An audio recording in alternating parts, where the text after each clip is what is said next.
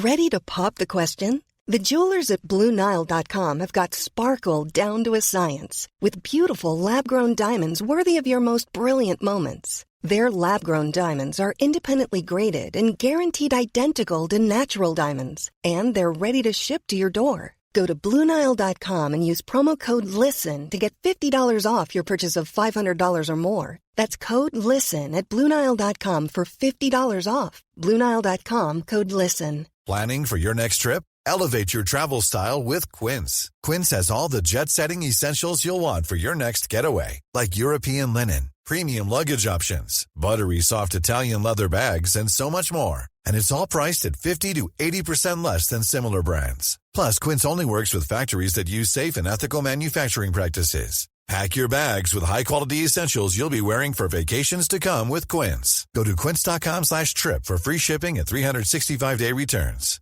1-800-Flowers.com is more than your birthday, anniversary, or just because gift-giving destination. We put our hearts into everything we do to help you celebrate all life's special occasions with friends and family. From our farmers and bakers, florists and makers, everything from 1-800-Flowers is made with love every step of the way, because we know that nothing is more important than delivering a smile. To learn more, visit 1-800-Flowers.com/ACAST. That's 1-800-Flowers.com/ACAST.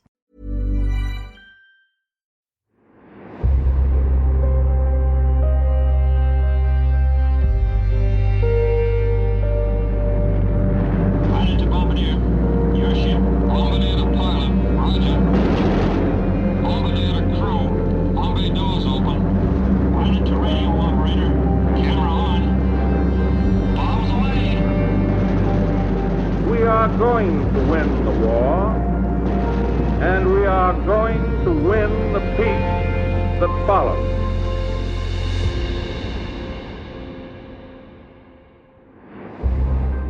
Welcome to the Mighty Eighth Podcast, the podcast about the people, planes and the places of the United States 8th Army Air Force during World War II.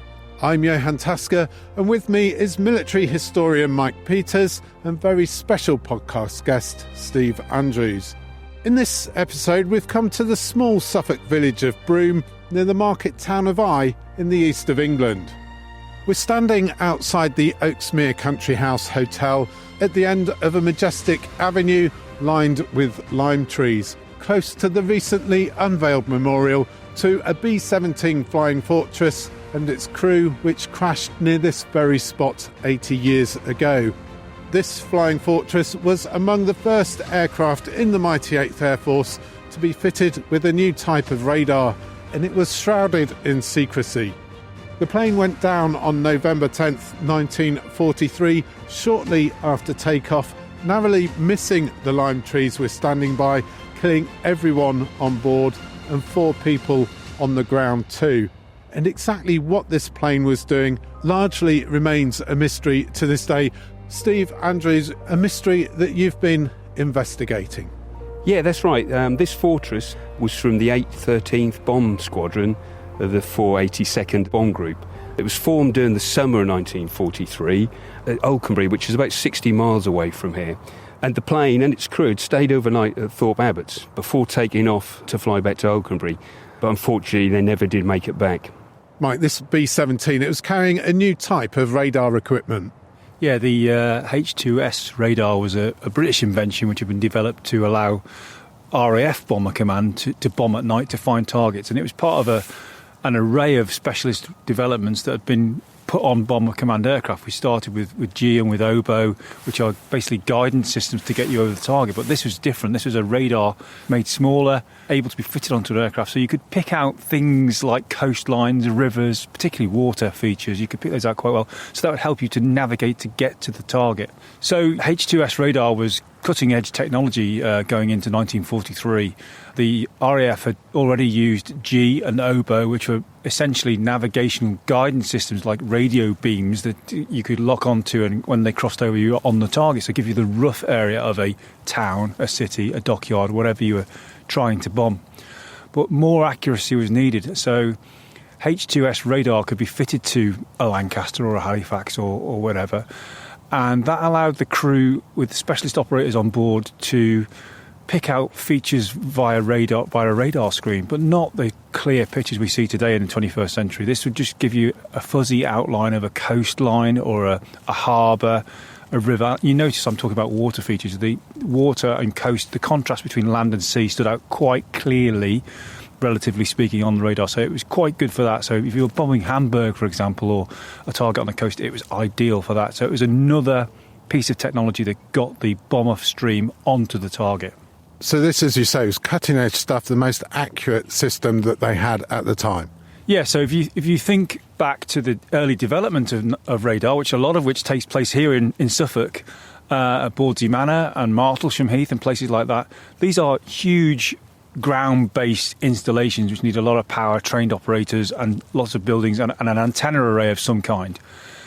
By the time we get to 1942, we're already looking at fitting these radar systems into four-engined aircraft. So the H-2S is the embodiment of this technology. You can actually take a radar set and fit it to a Lancaster.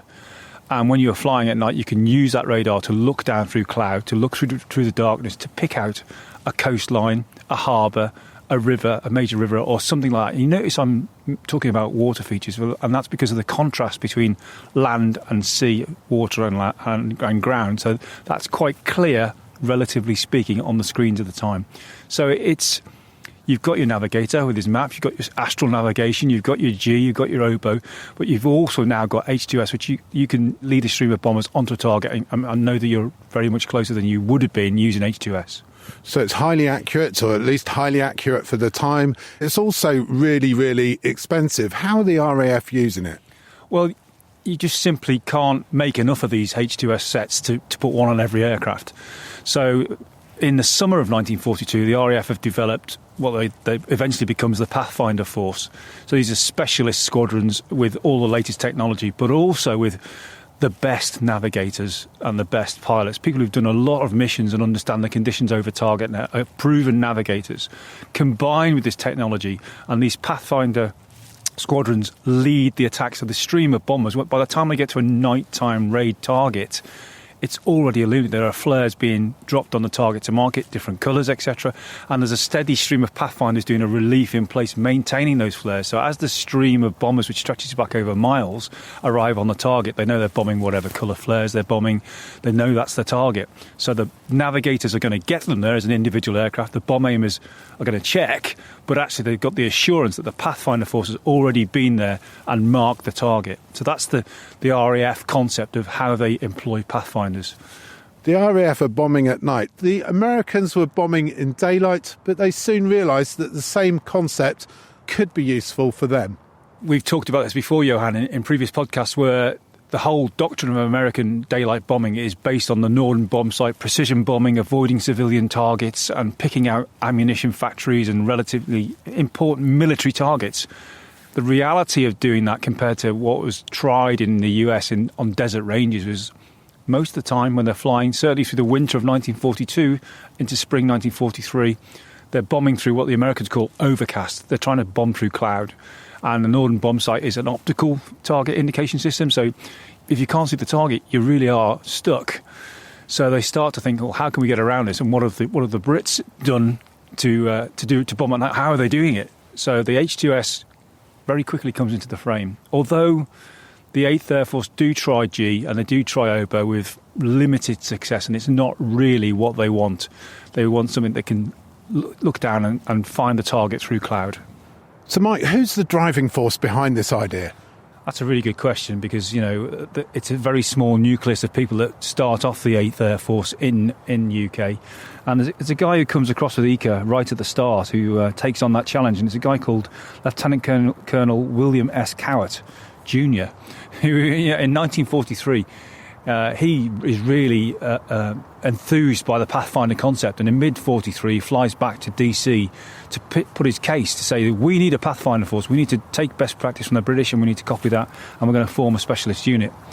So so he is the driving force behind the Pathfinder idea, and it leads to the formation of the 482nd Pathfinder Bomb Group, who are the first heavy bomb group Pathfinder units formed outside the US. Every other bomb group has gone through the formation and training cycle in the US and then deployed to the ETO. And the ETO being the European Theatre of Operation.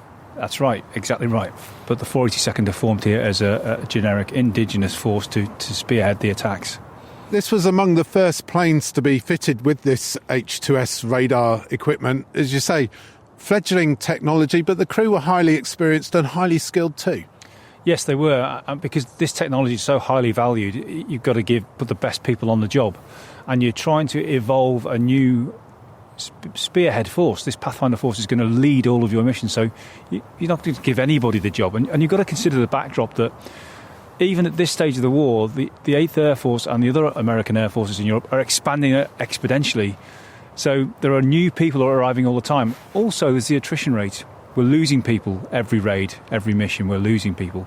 So there's a core of people between that who are actually completing their full combat tours, or potentially, as in this case, have flown with the Royal Air Force before America entered the war. So there are people out there who have the knowledge and the combat experience to do what you need them to do. You've just got to find them, select them, and be sure they're the right people to do that job. And that's it can be a paperwork sift, commanding officers' recommendations, all those things, and of course the interviews. But it's also, are they actually the right people? And will they gel as a crew? Do you bring them as individuals, or do you bring a whole crew to do that? And certainly when we look at the formation at Alconbury of the 482nd, there's quite a rigorous process that goes on to find the best of the best to do this job. Because essentially you're relying on one single aircraft. You can send hundreds of aircraft out, one, maybe two Pathfinder aircraft with those, and they're the only ones that are going to be able to find the target, identify it in bad weather so that you can bomb. You cannot afford to go wrong. You need the right people with the best technology to do that. So, Steve, tell us about the crew here.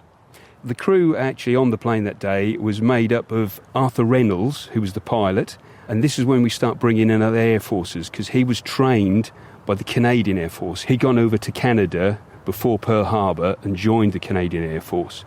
But unlike the co-pilot, he'd actually elected to transfer back to the US Army Air Force, eventually joining the 91st Bomb Group of the Mighty 8th, flying combat missions from November 1942. 3 days actually before this crash, he'd led the 1st Combat Wing of the 1st Air Division. But as I said, the co-pilot, Jack, his path was similar, but very different in some ways. He'd actually, again, he was from Long Island. He'd joined the Canadian Air Force before Pearl Harbor. And he'd actually trained and ended up in Britain. He'd actually flown with the RAF on detachment and joined 57 Squadron, based at RAF Scampton beside the Dam Busters. He was a highly decorated pilot, and he'd flown nearly, we think, about 40 missions by the time of the crash. Yeah, he had actually been trained towards the end of 1943 as a Pathfinder with the RAF.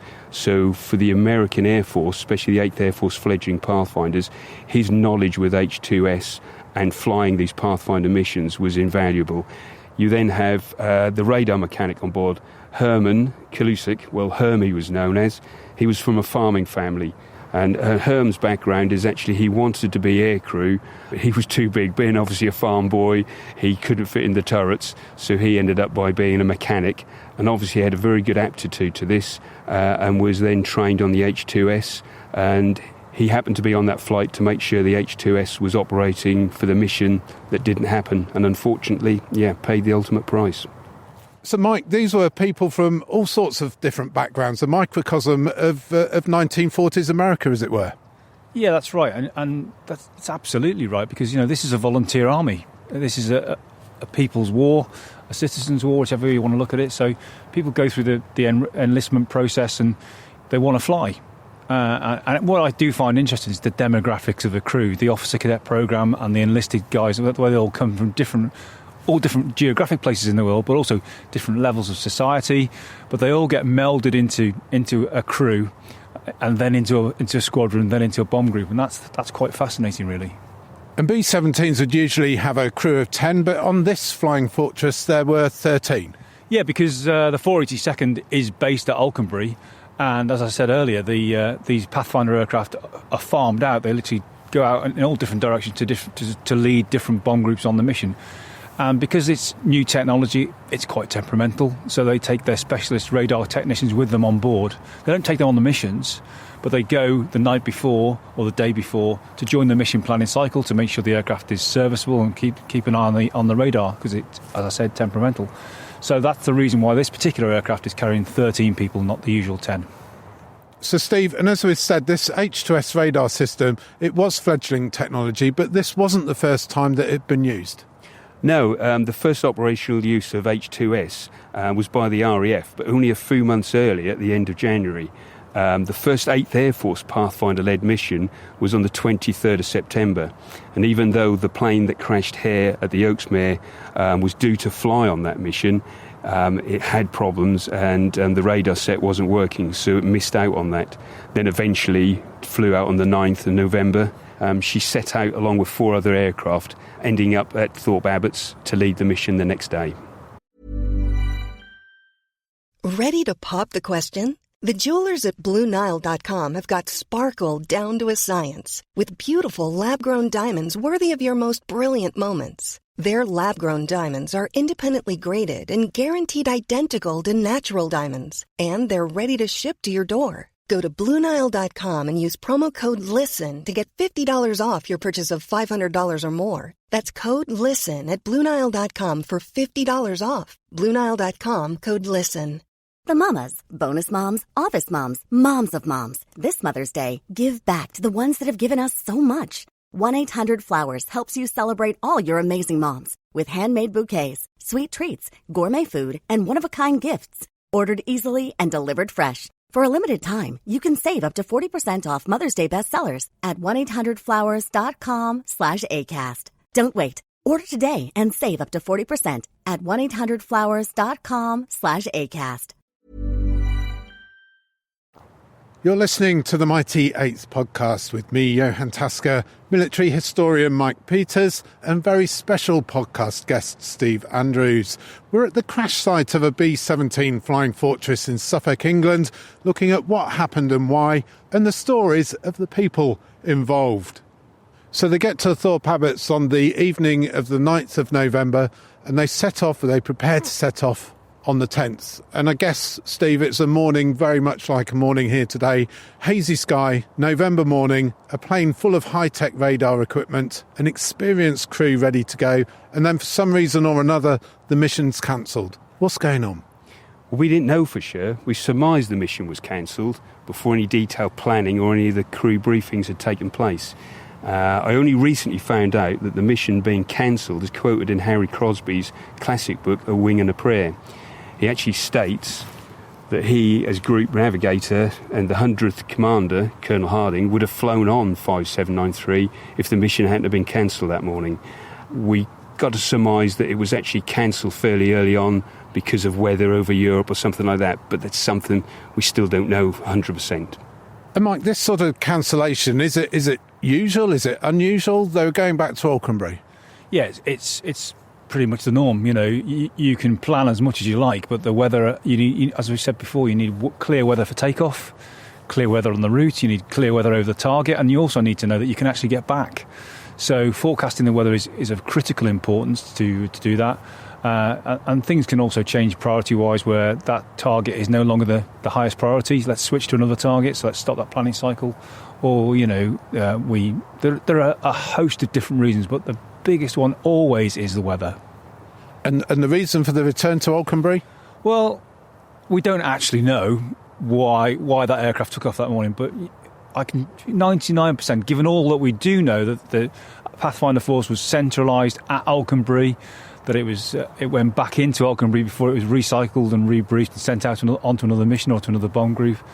And that's where the servicing pattern was, so the tools and the technicians. And Alconbury was the hub for the Pathfinder force. Where else would they be going? This mission has been scrubbed, so we're not going to stay with this bomb group. Our aircraft needs servicing. The ground crew for this aircraft will be at Alconbury. Technical specialists who manage the radar will be at Alconbury, and the best practice and briefing package and allocation of resources is all done at Alconbury. So this aircraft, in my view, is going back to Alconbury to rebrief and recycle. And when the plane does take off, Steve, it doesn't get very far at all. No, unfortunately not. We know from the Alconbury tower log that she took off at 10:20 that morning, and shortly after there was a fire in the cockpit. We've got to surmise the decision was made to head to Eye Airfield, which was being built at the time. The official accident reports paints a picture of the pilot Arthur Reynolds fighting the fire. Yet, as far as we know, the flight only lasted around 15 minutes. We've read that from the East Suffolk police report. It has the crash time around about 10:35 a.m. when she must have encountered the avenue of lime trees which are beside us here at the Oaksmere. So we've got the tower records from Alconbury. The official accident report has a little bit more detail in it. There are also witness statements. Yes, these are really important, and from these it could be seen that she was flying really low, and the eyewitness, we have a Corporal Wilhelm, he saw her pulling up to avoid the trees and then nosedive down, stalling out and disappearing from view, then seeing the flames and smoke appearing straight away. So some more information then, but not very much. But there is some colour film footage, which I find really unusual. In the 1940s, there is some actual colour footage of the aftermath of the accident. Yeah, this is amazing. And actually, colour film, you had Kodak, and a lot of the American servicemen got their hands on this and brought it over. So this film, as you say, is just amazing to have. Very sobering to watch as well. It confirms the eyewitness account from the Army lieutenant who was there, Sumner Measelman. He was stating that the plane the flares were going off 10 or 15 minutes after it crashed.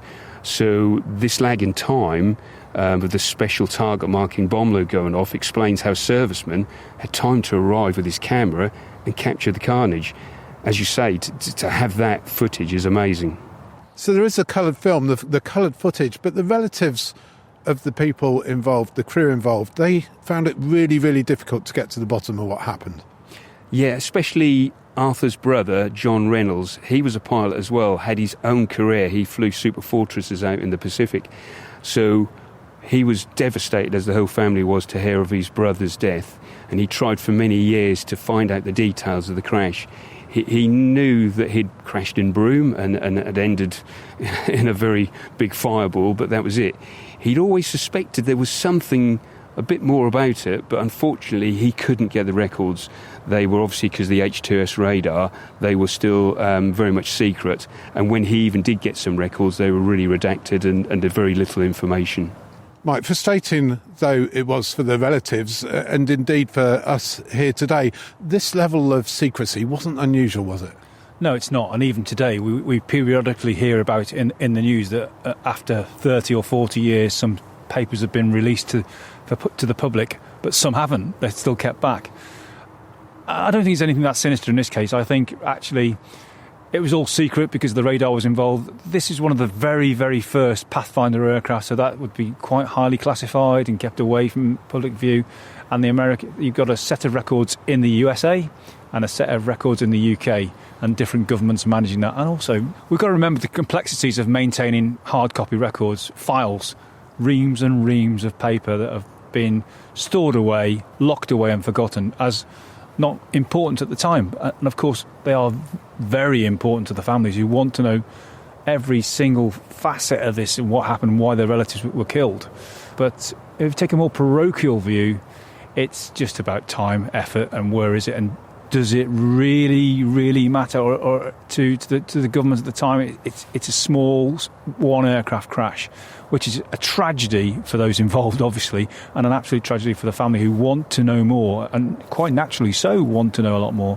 But to find that information is still going to be difficult. Even if the government says, yeah, you can find it, but they're going to have to let you go through all the kinds of secret stuff to find it. So ever was it so, I'm afraid.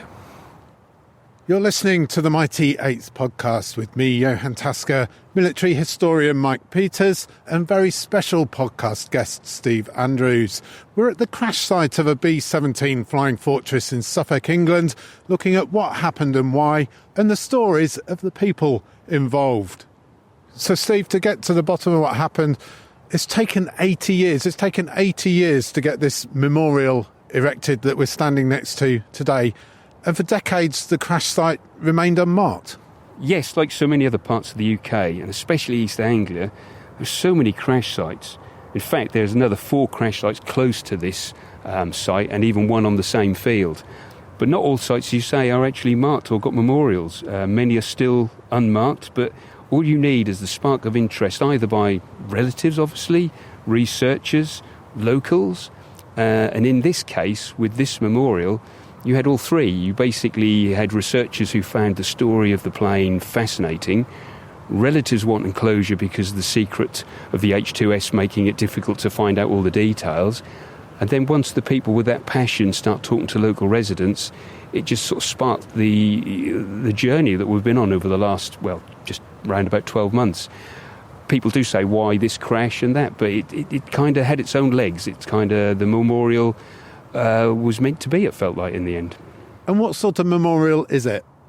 It's been a long journey trying to get it sorted out. It's we wanted something close to the crash site, but the Oaksmere itself, where the plane, we think, clipped the trees, was just heaven sent.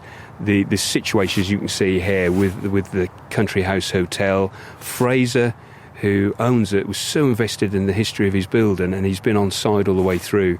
So with the anniversary date being the 10th of November, it was a blessing and a curse as well. It put time pressures on us to get to that point. And we wanted to do the research. We wanted to get as many people here to the unveiling and dedication, but we had the time limit. But in the end, everyone pulled together. We had a few hiccups along the way. The planning permission was a little bit of an unknown quantity to the last moment. But once we got the planning permission in, everything was done in the way of the world. These things happen the last 3 weeks. So it was kind of backs to the wall, but everyone pulled together in the circumstances. And it's a fitting memorial, isn't it? Yes, there's so many different ways you can put a memorial into the landscape. We wanted it to blend in with the Oaksmere, the Country House Hotel, so we decided on a brick plinth with recessed plaques in that so we could put some other bits and pieces in. A local stonemason has done such a good job with the top tablet as well. We've got some logos which incorporate the 8th Air Force, the Pathfinder unit of the 482nd, and yeah, it's a black granite top. And it's got as much information without being over the top on there, and obviously the main part is the crew, so their names will be remembered going forward. And we're very lucky that some of the relatives of the aircrew have managed to be here for the unveiling of the memorial. John Price from Seattle, Washington. Pilot Arthur Reynolds was your great-uncle. What kind of man was he? I obviously never knew Arthur. He was taken from us before I could ever meet him. But I knew about him. He was a big part of our family. My grandfather, although his brother died early in the war, he was given the option to come back home, because that was the rule in the U.S. at the time. And he said, nope, I'd love to stay in and kill some Germans. So he stayed in, and eventually I spent, 33 years as career Air Force. And once he retired, he spent a considerable energy trying to understand what had happened to his brother, because nobody really understood or would tell him the real story. And the United States government redacted pretty much everything that they sent back, and he knew it had something to do with radar. He had managed to use letters between both himself and his mom and Arthur and his mom, and start to piecemeal things together from different timelines. And it turns out he was really close to what actually happened. So. And how long did that take to find out? I mean, this was a sort of a top-secret mission, as it was.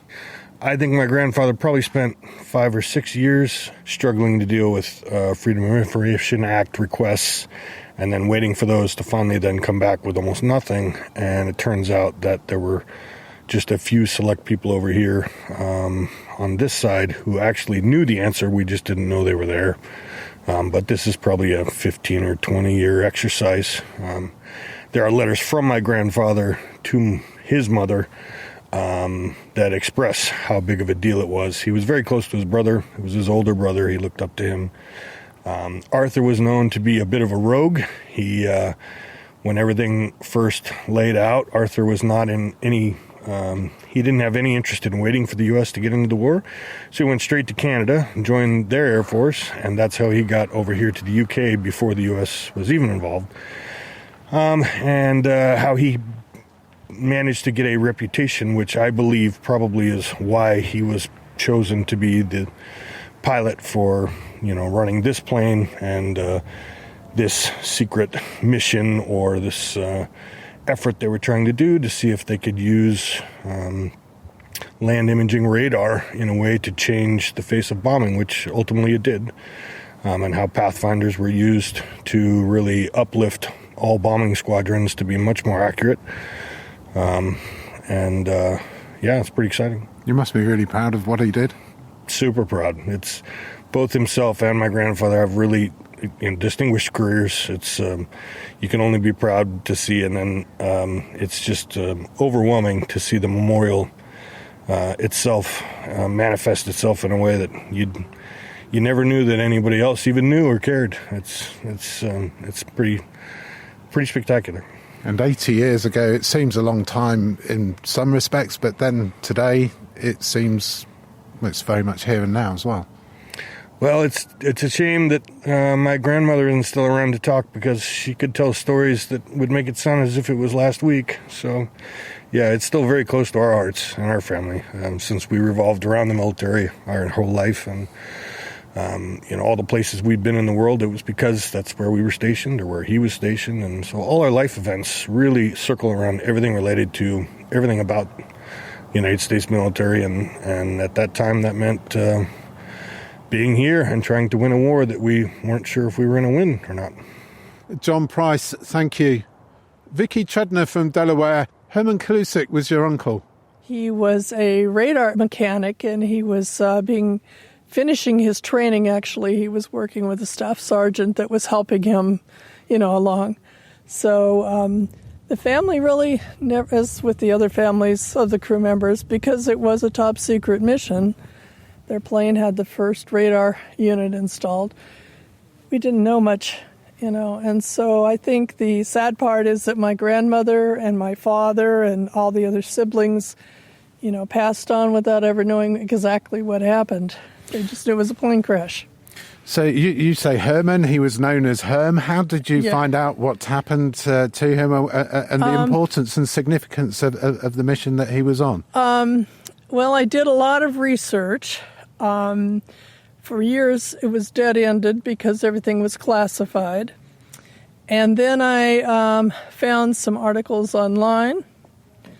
I ran into online Diane Bingham, who's seated in there, she had actually lived near the crash site. And so I was doing research, and she saw me on Ancestry or somewhere, and we got in touch and exchanged information. So she helped me a lot. Found some books that had been written on the subject. Finally found something in print, and then I got hold of the crash record and read some more. Then I have letters that my uncle wrote. Of course, he couldn't say what he was doing, but it really helped to know the day-to-day things and where he was trained. I could, follow him around the states and new military bases, and his thoughts on it. He wanted to be a gunner, but he grew up on a farm, and he said, my darn big farm boy body won't fit, so I guess I'll try mechanics. And he was actually, I guess, rather good at it. So, yeah. So it solved a mystery. I mean, was it spoken about? Has it been spoken about over the years in your family? Oh, yeah. It was always a big topic. My cousins and I have been in touch since they knew I was coming here. And we talked about our experiences as children growing up, because the ones that were alive when he was in the service were too young to remember him. And I wasn't born yet, as some of the others weren't. But we all came to know him through the stories from our parents and from our grandparents. And he was brought back to the States to be buried in our local cemetery. And my grandmother never spoke of him unless we went out to the cemetery with flowers every Sunday. And that's where I learned about my Uncle Herm. Yeah. And 80 years on, he's being remembered today for posterity. His name's on the memorial. It must have been a really special day for you today. It was a very special day, and it's hard to describe the feeling. There's some relief, a lot of pride, some sadness. I shed a few tears. But closure, finally closure. It's hard when you lose a relative and and it happens, but you don't know why, and you're searching for answers, and that went on for years and years. But I was fortunate enough to know the story, and I only wish that I could share that with my dad and, the rest of the family and my grandma, but, at least I know and cousins know, and most importantly, my children will know, so. Well, thank you very much for sharing it with us too. You. And Steve, the crew weren't the only ones caught up and killed in the crash. No, unfortunately, on that fateful day, there was actually an East Suffolk County Council work gang. They were clearing the ditches, so they were just in the wrong place at the wrong time. We had an eyewitness who was interviewed in the 1990s, Rose Wingfield, and she'd literally pushed bike to the local shop just past where the crash site is, and she'd recognised Charlie Burridge, who was one of the workmen. He was holding the horse by the side of the road. She called out, "Morning, Charlie. You aren't digging your own grave, are you?" He answered to that, "I hope not, ma'am."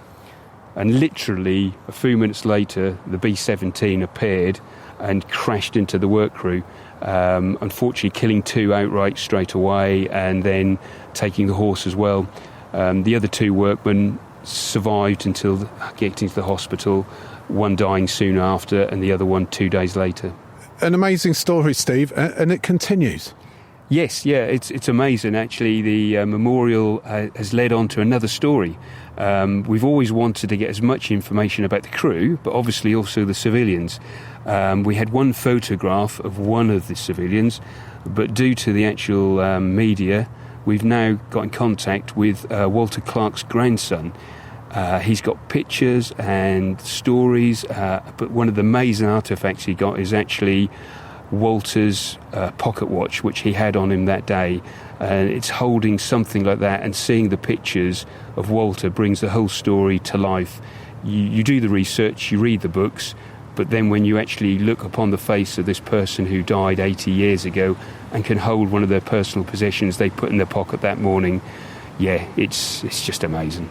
I think the thing for me is what this whole story shows the American families who've come over here today to the memorial, the families of the council workers who are also here today. It shows that the Mighty Eighth touched the lives of so many people and continues to do so, not just 80 years ago, but today, very much here in both the States and in England as well. Yes, this journey is just amazing. You talk to people today and yes, as you say, it touched their grandparents and their parents. They grew up with it. As the saying goes, the little fields of America.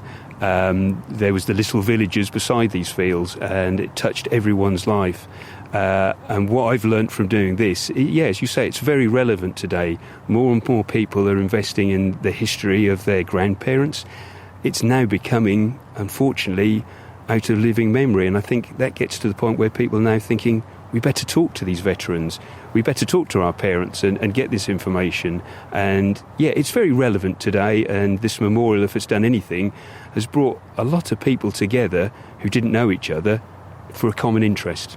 Really good. Mike, radar on aircraft, it was eventually to help win the war in Europe. Certainly it was important. And if you believe that the Allied bomber offensive made a difference, and we can argue all day long whether it accelerated the end of the war, then yes, because although these guys had only flown a few missions, this was the very first aircraft fitted with H2S radar, and this was a real move away for the US Army Air Forces from the doctrine of daylight precision bombing. This was, okay, we're going to bomb through cloud, and we need the apparatus to do that, and it's taken from the RAF, as we discussed earlier. But H2S will lead to H2X, which is more accurate, and that will lead to far fewer missions actually being scrubbed, and will maintain some degree of accuracy over just bombing blind through cloud. So yes, these guys did not die in vain. They were proving the equipment, and that goes right back to the hub at Alconbury.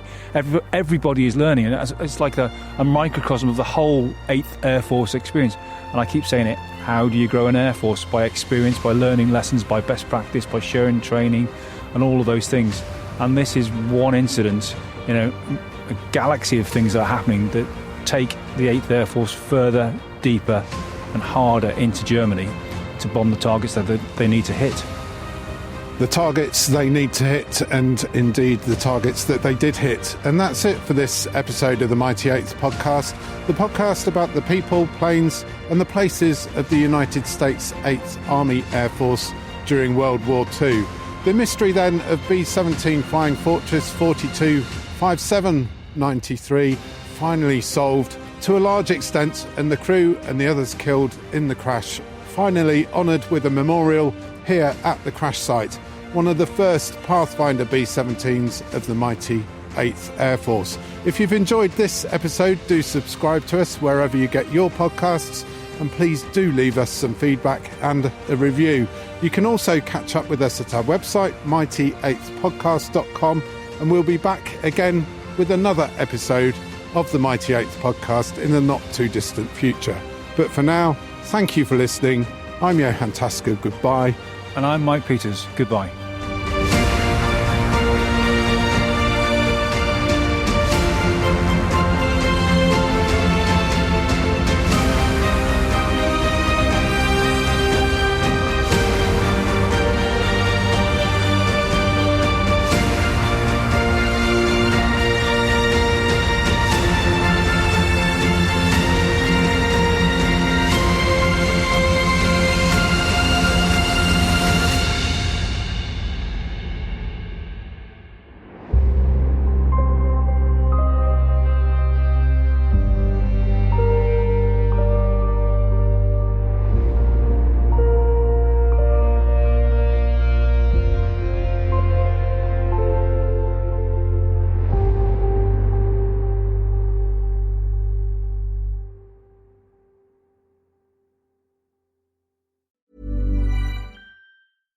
The mamas, bonus moms, office moms, moms of moms. This Mother's Day, give back to the ones that have given us so much.